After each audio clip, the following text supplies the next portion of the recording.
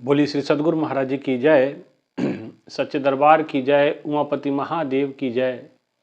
श्री कृष्ण बलदेव की जय। प्रिय भगवत प्रेमियों, हमेशा की तरह आज भी सत्संग विचारों के लिए उपस्थित हैं। ईश्वर की बड़ी कृपा है, दया है कि आप हम सबको नियमित सत्संग विचारों का ऐसी खुराक जो हमारे आध्यात्मिक जीवन के लिए अत्यंत लाभदायक है, ऐसी कृपा नियमित प्रभु करते हैं, इसलिए उसका कोटि कोटि धन्यवाद।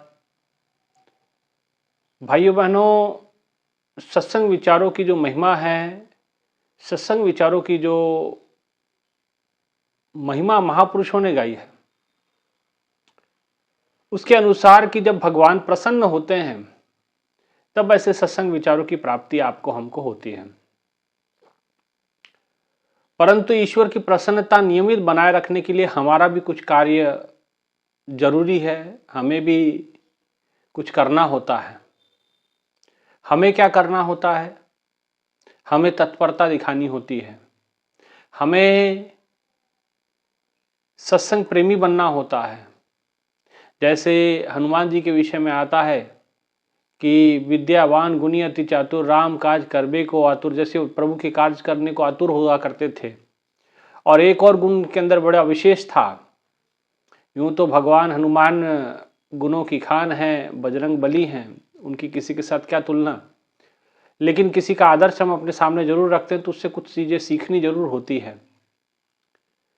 उनके विषय में आता है कि राम कथा सुनबे के रसिया, प्रभु के कथा को सुनने के रसिक हैं। जहां प्रभु की कथा होती है वहां वो जरूर पहुंच जाते हैं। प्रभु के विचारों को सुनने का प्रेम स्नेह उनके भीतर है। तो ऐसा ही स्नेह, ऐसा ही प्रेम प्रभु के कथा के प्रति, प्रभु के सत्संग विचारों के प्रति आपका, हमारा, सबका होना चाहिए। जैसा हनुमान जी का था, जैसा मीराबाई का था, जैसे राधे जी का था, जैसे तमाम संतों का, महंतों का, भक्तों का था, ऐसा ही प्रेम, ऐसा अनुराग आपको सत्संग विचारों के साथ भी होना अनिवार्य है। तब सत्संग की कृपा को आप नियमित प्राप्त कर पाते हैं, अन्यथा नहीं। भाइयों बहनों, आज भी कुछ नए सत्संग विचारों को लेकर के आपके मध्य उपस्थित हुए हैं। बहुत सारी बातें आध्यात्मिक जीवन में हम जिस समय भक्ति के पथ पे आगे बढ़ते हैं तो बहुत सी रुकावटों का सामना हमें करना पड़ता है। तो उस रुकावटों को कैसे हम पार करें, कैसे उससे छुटकारा पाएं, किस प्रकार से इस भक्ति के पथ पे हम आगे बढ़ें, उसको समझने की आवश्यकता है, उसको जानने की आवश्यकता है। क्योंकि संतों ने, महापुरुषों ने सत्संग के माध्यम से वो गाइडलाइन ही हमको दी है कि भक्ति के पथ पे चले कैसे, भक्ति के मार्ग पे अनुक्रमण कैसे करें, उस मार्ग पे आगे बढ़ना कैसे है। अपनी मर्जी से तो आप जब चलेंगे तो संत ज्ञानेश्वर जी महाराज कहते हैं कि मनो मार्गी गेला तो तिथे जी मुकीला, कि जो मन के अनुसार कार्य करता है वो उसका कभी भी पतन हो सकता है या पतन हुआ ही है। इसलिए अध्यात्म की मार्ग पे मन मर्जी से नहीं चला जाता है। अध्यात्म की मार्ग के ऊपर पल प्रतिपल अपने विवेक का प्रयोग करना अनिवार्य होता है। और विवेक क्या है? अपने सार और असार का समझ हो जाना। जैसे संसार का सार क्या है? परमात्मा है। तो ये सार की समझ हो जाना, असार पता चल जाना। सार समझ में आ गया तो असार भी समझ में आ जाएगा, असार समझ में आ गया तो सार भी समझ में आ गया। ये दोनों चीजें हैं। तो इस चीज की समझ को ही विवेक कहते हैं। तो ये समझ हमारे अंदर जब आती है, जब ये विकसित होती है, तो हम प्रेफरेंस सत्संग को देते हैं, हम प्रेफरेंस परमात्मा को देते हैं। हम प्राथमिकता सांसारिक कार्यों को न देकर के ईश्वर के अनुगत जो कार्य है, ईश्वर के अनुरूप शास्त्र सम्मत जो कार्य है, हम उसको महत्व देते हैं। क्यों? क्योंकि आपको सार समझ में आ गया। तो जिसे सार नहीं समझ में आता उसे कुछ भी समझ नहीं आता। गोपियों को सार समझ में आ गया था, उनको समझ में आ गया था कृष्ण ही कृष्णम वंदे जगत गुरु। अर्जुन को तो समझाना पड़ा भगवान को, लेकिन गोपियों को अपने आप ही समझ आ गया। उनके अंदर प्रेम ऐसा, उनके राग अनुराग ऐसा था। तो इसलिए भाइयों बहनों, ऐसा प्रेम, ऐसी अनुराग, ऐसी भक्ति हमारे हृदय में प्रकट हो और हमारे अंदर सार और असार का भेद हमें पता चले, हम विवेकवान बने। इसके लिए सत्संग विचारों की नियमित आवश्यकता। बिन सत्संग विवेक ना हुई और राम कृपा बिन सुलभ ना सोई। ये प्रभु की कृपा के बिना नहीं। लेकिन होता क्या है कि हम अपनी जरा सी लापरवाही के कारण से हम प्रभु की कृपा को गवा देते हैं, हम प्रभु की अनुकंपा को बिसार देते हैं और जरा सी लापरवाही और हमारे जो इतनी महत्वपूर्ण कृपा प्रभु ने करनी और उससे हम वंचित हो जाते हैं। इस मार्ग पे जिस समय हम चलते हैं तो ये मार्ग बड़ा सूक्ष्म मार्ग है। जितना सरल है, सहज है, उतना सूक्ष्म भी है, उतना ही महीन भी है।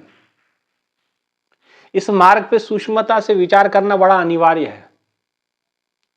अगर इस मार्ग पे चलते हुए सूक्ष्मता से आपने विचार नहीं किया, गंभीरता से विचार नहीं किया, तो आपको न मालूम कैसी कैसी समस्याओं का सामना करना पड़ सकता है। इसलिए संतों ने, भक्तों ने कहा कि ये हमारा मार्ग ऐसा है, भक्ति का मार्ग ऐसा है, जैसे पनिहारिन अपने माथे पे मटका रखती है और मटका रखने के बाद पनघट पे चलती है, सावधानी पूरी बरतती है और इस प्रकार की सावधानी की मटके को कभी नीचे गिरने नहीं देती, पानी को सुरक्षित करके रखती। तो अपनी भक्ति को सुरक्षित करने का मतलब है ये। इसलिए संतों ने कहा कि बहुत कठिन है डगर पनघट की। इसको डगर, पनघट की डगर कहा गया।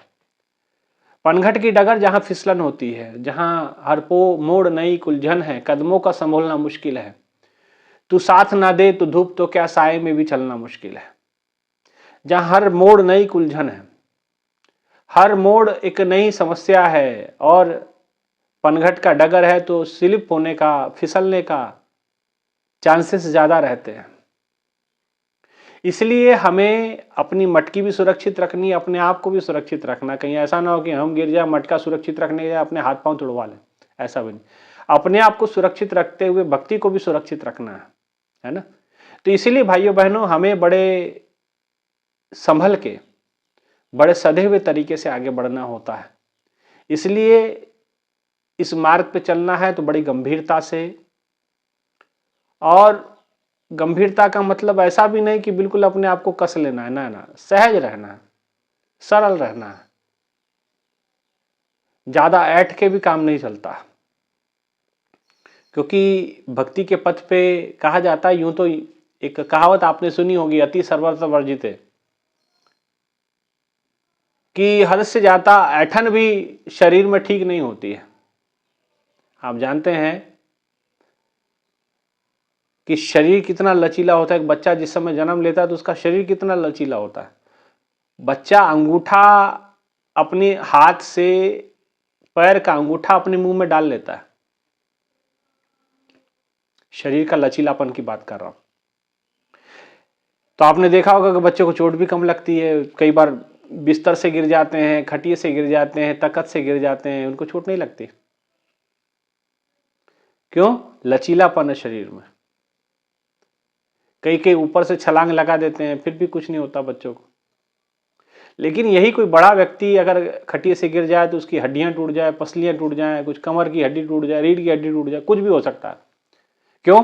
शरीर में ऐठन आ गई, और ये ऐठन दिन ब दिन बढ़ते जाती है। और ऐठन बढ़ने का मतलब है आप मृत्यु के नजदीक जा रहे हैं। और आप मरे हुए व्यक्ति को देखेंगे तो आप पाएंगे कि वो पूरा ऐठा हुआ होता है, माने उसके शरीर को अकड़ प्राप्त हो जाती है, माने पूरी तरह से वो अकड़ लीला हो जाता है ना। तो उसको अगर आंखें खुली हैं, अगर मरते समय आंखें बंद ना की जाए तो वो आंखें खुली ही रहेगी, इतनी अकड़ शरीर में आ जाती है। वो जैसे शरीर छोड़ दिया जाए वैसा हो जाता है ना। तो बचपन में लचीला है, जन्म लेते लचीला, और मृत्यु के समय पे ऐठन है। तो ये अकड़ क्या है? ये मृत्यु के समान है।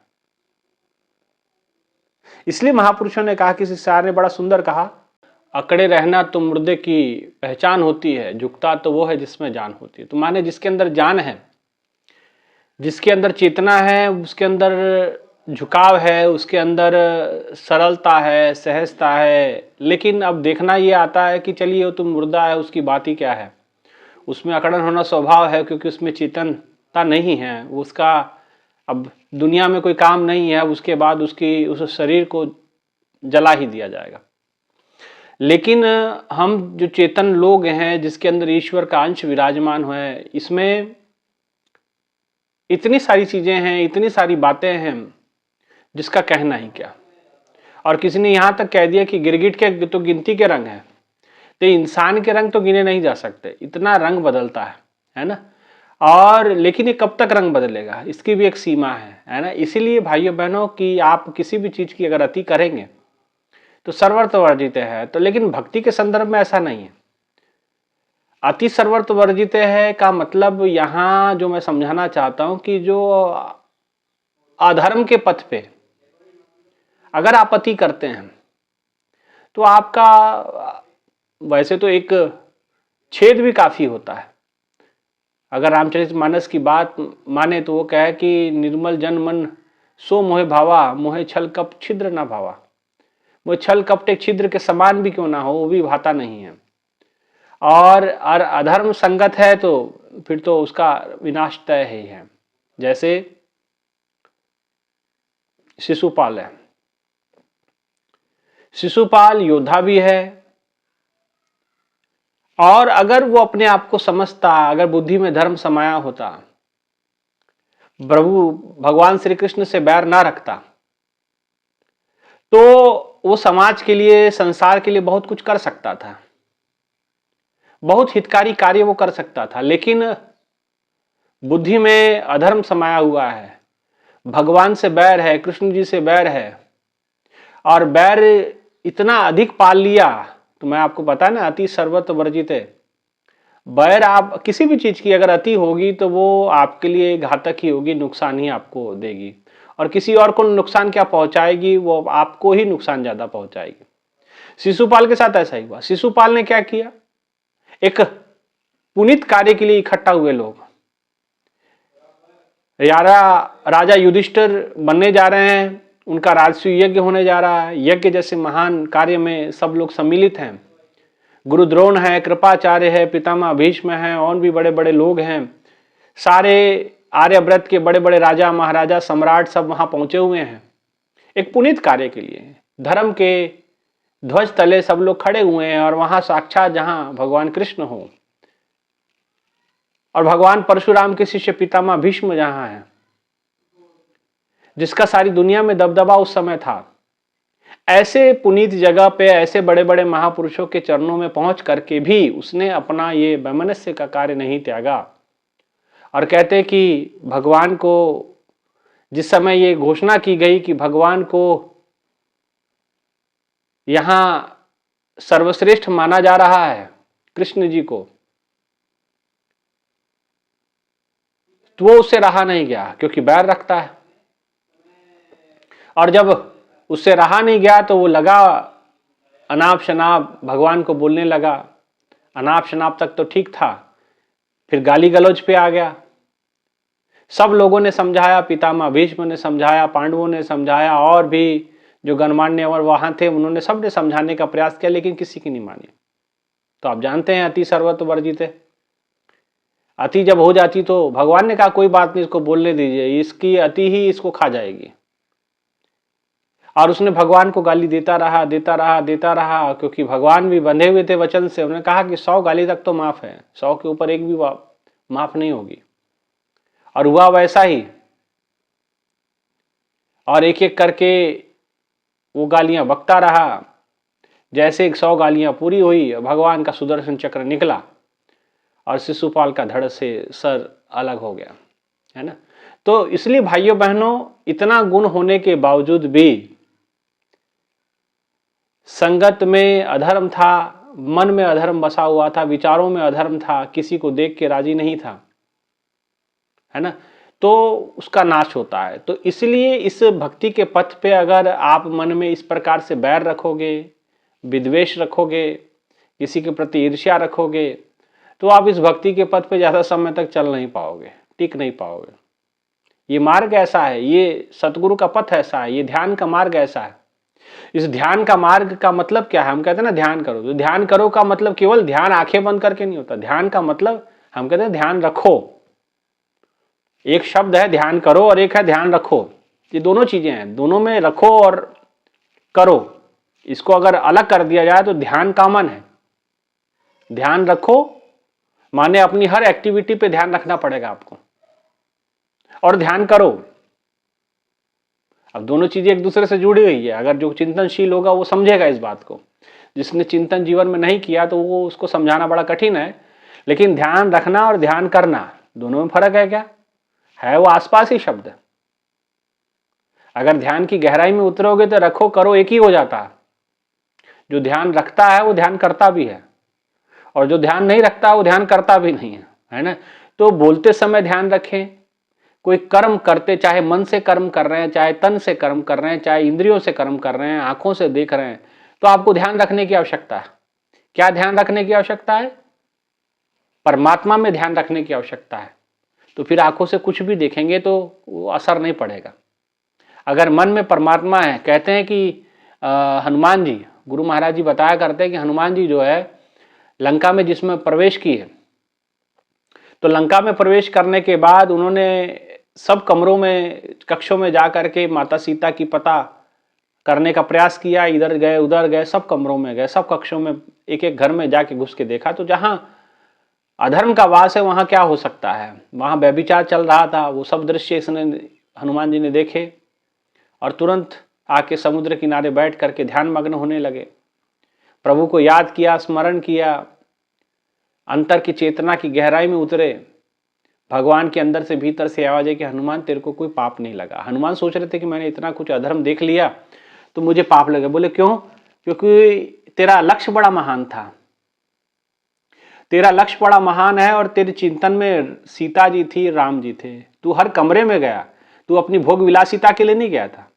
तुम आंखों से वो दृश्य देखने नहीं गए थे, तुम वहां सीता को ढूंढने गए थे, मां सीता को खोज करने गए थे, आत्मा की खोज करने गए थे। तुम ईश्वर के भेजे दूत हो, तुम्हें ये भान था, इसलिए तुझे ये ऐसा लग रहा है, लेकिन तू निर्मल है, तुझे पाप नहीं लगेगा, है ना। तो कहने का मतलब, अगर आपकी चेतना में, आपके मन में प्रभु हैं, आपके मन में ईश्वर का वास है, आपके मन में परमात्मा की सदा उसकी याद बसी हुई है, तो फिर आपको किसी प्रकार का कर्म बंधन में बांध नहीं सकता, है ना। इसलिए भगवान कृष्ण अर्जुन कहते हैं, अर्जुन युद्ध भी कर और सुमरन भी कर, लेकिन मन में वैमनस्य है, मन में ईर्ष्या द्वेष है, तो फिर ये नहीं होगा, फिर आप भक्ति के पथ पे आगे बढ़ नहीं पाएंगे। इसीलिए भाइयों बहनों, अति किसी प्रकार की वर्जित होती है, किसी प्रकार का। अब शिशुपाल ने गालियों में वर्जन अति कर दी, देते गए देते गए देते गए, अंतकाल ना जीभ बची, ना जीभ जिसके अंदर वो सब काम कर रही थी, सर धड़ी से अलग हो गया, है ना। तो इसलिए इस प्रकार के एक और उदाहरण इसमें आता रहा, प्रजापति दक्ष का। ब्रह्मा जी के पुत्र थे। नारद जी अनेकों बार समझाए, और भी बड़े बड़े ऋषियों ने, मुनियों ने उनको समझाया, लेकिन भगवान शिव से बैर कर लिया। चलो बैर हो सकता है, किसी बात से बात विरोध हो सकती है, समझ में आ जा सकती है बात, लेकिन इतना उसको अपने मन पे हावी कर लिया कि उनको कुछ समझते ही नहीं थे। हल पल उनको नीचा दिखाने का कोई कार्य, ऐसा कार्य नहीं होता था जिसमें उनको नीचा ना दिखाएं। किसी सभा का आयोजन हो जहां शिव जी को आमंत्रण दिया हो, वहां भगवान के लिए जो बैठने का आसन था वो उठा दिया करते थे ब्रह्मा के पुत्र। लेकिन प्रभु के प्रति ईर्ष्या, प्रभु के प्रति और एक आम इंसान के प्रति ईर्ष्या भगवान बर्दाश्त नहीं करते। आप तो स्वयं भगवान के प्रति ईर्ष्या रखते, तो अजन्मा है, अचल है, अटल है, अविनाशी है, जो त्रिलोकाधिपति है, जो त्रिलोक्य के स्वामी हैं, जिनके भ्रिकटी टेढ़ी कर देने से सृष्टि लय प्रलय हो सकती है, जो संहार के देवता है, ऐसे भगवान के प्रति वैमनस्य रख लेते हैं। और वैमनस्य भी उस स्तर का। और कहते कि और थे भी दक्ष। दक्ष का मतलब होता है एक्सपर्ट। अगर इंग्लिश में उसको अनुवादित करेंगे दक्ष को तो निकलेगा, उसका अर्थ निकलेगा एक्सपर्ट। तो एक्सपर्ट लोग ज्यादातर इस प्रकार की गलतियां करते हैं। इसलिए राजा प्रजापति दक्ष ना बने। बाद में क्या हुआ, दधीची ऋषि ने समझाया और भी कई मुनियों ने, नारद जी ने समझाया, लेकिन माना नहीं। अंतोगत्वा इतना अपमानित किया, अपनी पुत्री के हाथ से भी अपमानित हुए। और यह भी कहा जाता है, एक और बात उनके जीवन में आती है कि वो जिस समय भगवान शिव के साथ माता सती का विवाह हुआ, वो इस विवाह के पक्षधर नहीं थे, लेकिन बड़ों के, महापुरुषों के समझाने पे विवाह के लिए तैयार हुए, लेकिन मन में वैमनस्य पाले हुए थे। कई लोग ऐसे होते हैं, किसी कहने पे कर तो देते हैं काम, लेकिन अंदर ही अंदर भाव गलत रखते हैं।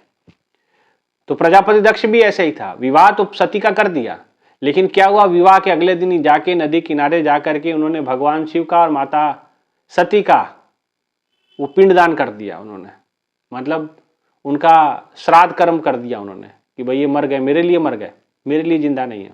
इतना बेमानने से आज विवाह किया और कल अपने हाथों से पिंडदान करके आए। तो इस प्रकार के प्रजापति दक्ष एक्सपर्ट, भगवान ब्रह्मा के पुत्र, भगवान माता आदि शक्ति जिसके घर में जन्म ली, ऐसे लोग और इस प्रकार की विचारधारा, इस प्रकार का विधर्म, इस प्रकार की मन की मानसिकता, और ये मानसिकता चल सकती है लेकिन कब तक, इसकी भी एक सीमा है। उन्होंने सीमा पार की, भगवान ने उसका भी सर धड़ से त्रिशूल से अलग कर दिया, है ना। कहा जाता है कि वीरभद्र को भेजा, वीरभद्र ने सर काट दिया। अब जब काट दिया और उसको जला दिया अग्नि में, तो कहते कि फिर बचा क्या वहां। तो भगवान ने इसे कृपा की तो कहा कि अब इसे दक्ष का सर नहीं मिलेगा, इसको बकरे का सर मिलेगा। उसको बकरे का सर लगा दिया। मैं करता रहे। तू एक्सपर्ट था ना, तो मैं करते रहे, मैं करते रहे, है ना। तो ये जितने एक्सपर्ट होते हैं ये मैं ही करते हैं कि मैं ये हूं, मैं वो हूं। तो भाई इसकी भी वर्जना है, एक लिमिट तक ही चलेगा, इससे ज्यादा नहीं। कोई बैठेगा नहीं आपके पास, है कि नहीं। इसलिए अति का अगर परमात्मा के भक्ति में, उसके विरोध में अगर आप खड़े हो जाते हैं तो वहां अति करते हैं, तो फिर देखिए आपका नाश होने वाला है। इसको कोई रोक नहीं सकता। अति करी कंस ने, मारा गया। नारद समझा रहे हैं लेकिन नहीं समझा, कंस ने छोटे छोटे बच्चों को मरवा दिया। इतनी अति करी, इतनी भगवान से बैर था कि उन्होंने छोटे छोटे बच्चे मरवा दिए। हार करके खुद भी मारा गया, बच्चों के हाथ से ही मारा गया। कृष्ण 11 साल की उम्र में भगवान कृष्ण ने कंस का वध किया, अपने मामा का, है ना। तो इसलिए अति से बचना है। रावण ने अति की, एक स्त्री से मन नहीं भरा, 2 स्त्री से मन नहीं भरा, जहां जाता स्त्रियों को हरण कर लाता, जबरन उनके साथ बलात्कार करता।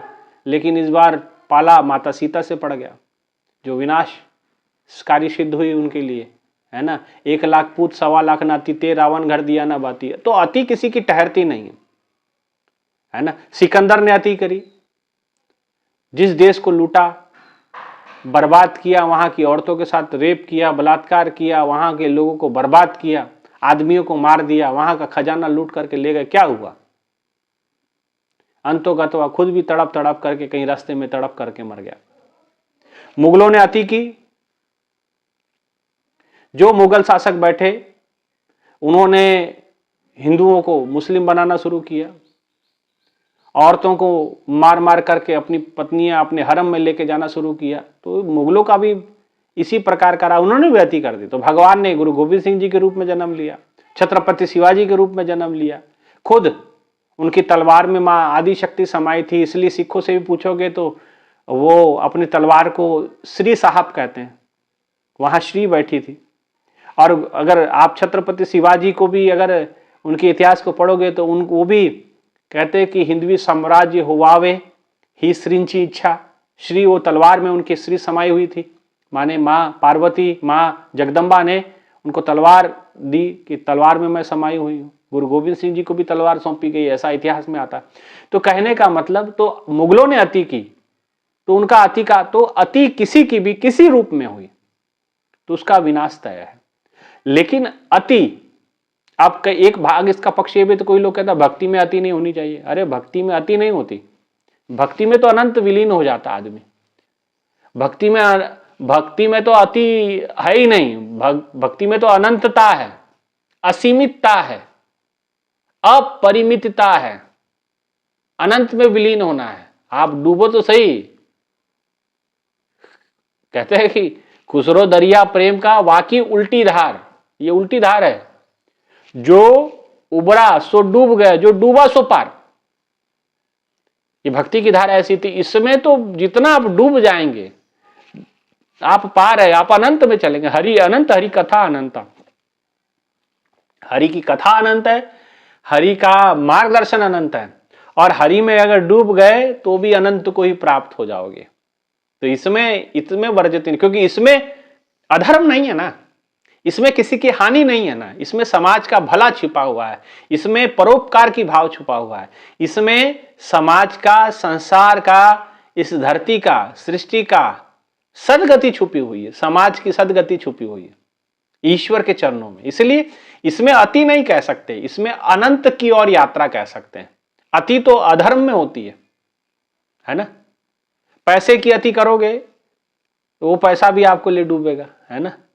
नाव के अंदर अगर पानी ज्यादा हो जाए तो नाव को ही डुबा देता, तो ये आपके जीवन को डुबाने का ही तो काम कर रहा है। इसलिए ये अकड़ जो है, ये ऐठन जो है, ये ज्यादा समय तक रहती नहीं। इसलिए अति का त्याग करें, बिल्कुल ऐसा ना हो जाए कि भाई किसी के पीछे लग जाए और आपका सर्वनाश हो जाए, है ना।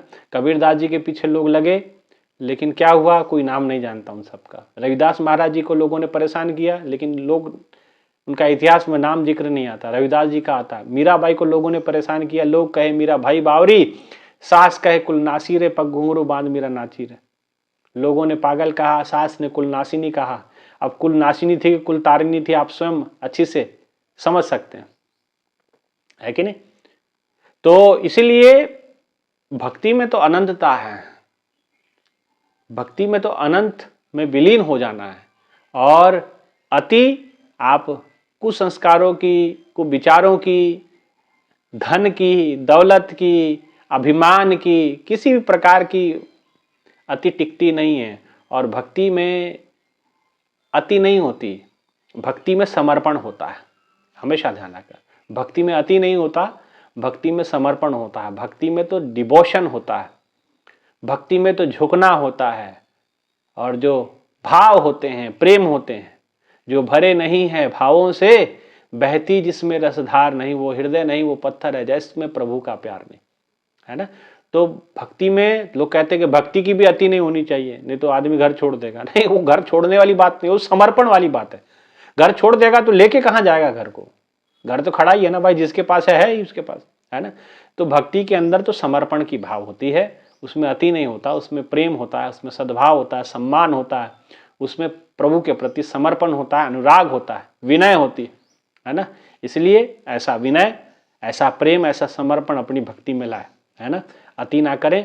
अति अपने किसी भी अवगुणों में, उसको अगर है, दिख रही है आपको, एक अवगुण दिख रहा है, एक गलत विचार दिख रहा है, एक उसको उसी समय रोकने का प्रयास करो। कहीं वो बढ़ गया, बाढ़ आ गई, नदी बढ़ गई, पानी बढ़ गया, बाढ़ का रूप ले लेगा। समुद्र अपनी सीमा को लांघ जाएगा तो सुनामी कहलाएगा। बादल अपनी सीमा तोड़ेगा तो बादल फटेगा तो नुकसान कर, तो नुकसान होगा, है ना। इसलिए जहां आपके विचार गलत हैं वहां तुरंत रोके, उसको सीमित करें, उसको तुरंत खत्म करें, जड़ से खत्म करें। कहीं कुविचार है, कहीं को आदतें खराब हैं, तो उन चीजों को रोकें आप तुरंत। कहीं कुछ भी, किसी प्रकार का भी गलत अनर्गल आप देखते हैं, आपके मन के अंदर चल रहा है, तुरंत उसको रोकें, है ना। यही भक्ति का भाव होता है, यही भक्त के लक्षण होते हैं, है ना। अगर वो उनको हवा देता रहेगा, बढ़ाता रहेगा, तो फिर मुश्किल हो जाएगा, फिर उसका शिशुपाल की तरह अंत होना ही होना है। किसी के कहने पे नहीं मानोगे तो फिर शिशुपाल की तरह सर कटवाओगे, रावण की तरह मरोगे, है ना, बुरा हाल होगा, कंस की तरह मारे जाओगे, इसलिए अति का त्याग करना है और समर्पण भाव को स्वीकार करना है। भगवान की प्रति चरणों में अनुराग रखना है, जो आपको अनंत तक की यात्रा करना है। इसलिए अति में नहीं, अनंत की ओर बढ़ना है। गलत विचारों में नहीं, अस्तो माँ सद्गमय तमसो माँ ज्योतिर्गमय, हम प्रकाश की ओर बढ़ने वाले लोग हैं। तो प्रकाश की यात्रा अनंत की यात्रा है, और ये जो मैंने जिस अति की बात की, ये आपको अधोगामी लेके जाएगी, 84 लाख योनि में फंसाएगी। ठीक है ना। इसलिए अति सर्वत्र वर्जित है। विचारों की अति, खराब विचारों की अति आपको डुबाएगी, चाहे आदतें हैं, चाहे विचार हैं, चाहे किसी प्रकार की भी गलत जिसमें अधर्म समाया है, तो वो सारी अति आपको विनाशकारी है। और प्रभु का प्रेम आपको आत्मा को अमर कर देगा और मुक्ति की ओर ले जाएगा। यही विचार है। इन्हीं विचारों के साथ मैं अपने आज के विचारों को विराम देता हूं। आप सभी से आग्रह है कि जरूर विचारों को पूरा सुने, इस चैनल को सब्सक्राइब करें, औरों को भी ये सत्संग विचारों को भेजें ताकि वो भी इस सत्संग विचारों का लाभ लें। पूरा सत्संग सुने तभी समझ में आती चीजें। इतना ही कहते हुए विचारों को विराम।